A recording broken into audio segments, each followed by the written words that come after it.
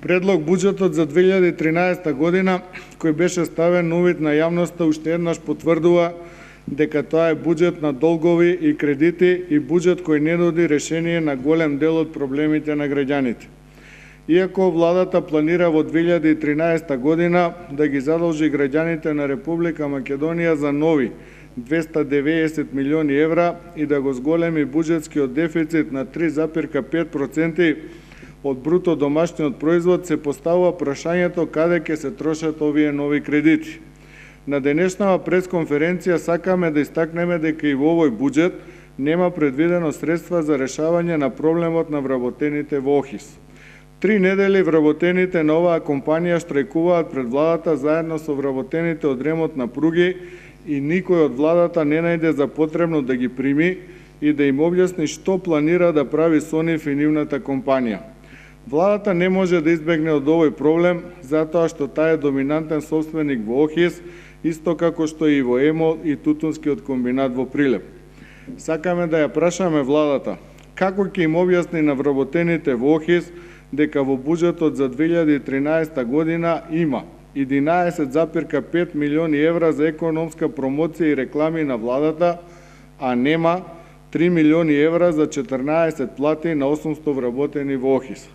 Владата можеби може да го толерира недомакинското работење на менаџерскиот тим во ОХИС, кој само во првите 9 месеци од оваа година направил нова загуба од 2,5 милиони евра и да не ги смени, но не смее да ги игнорира вработените и нивните проблеми.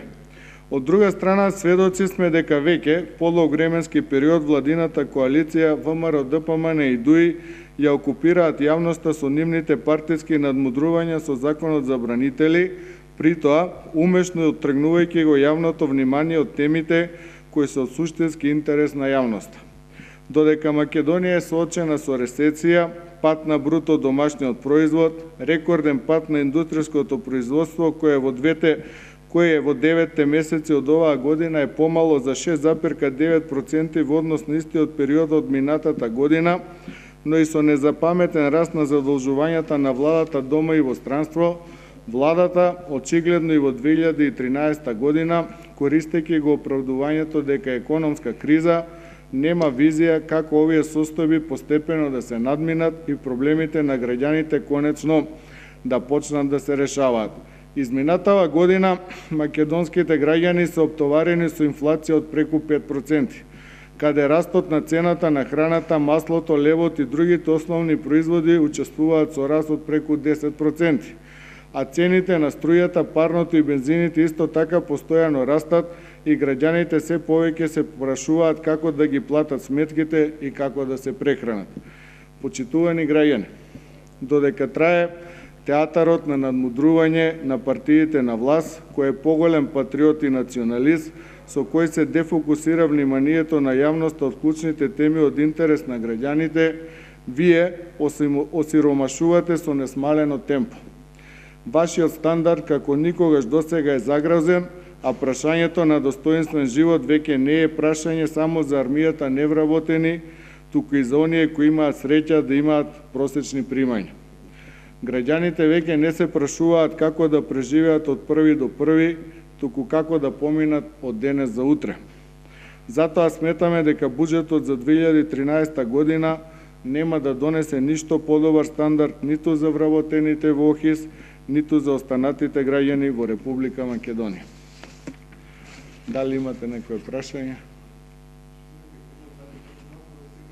Повелете.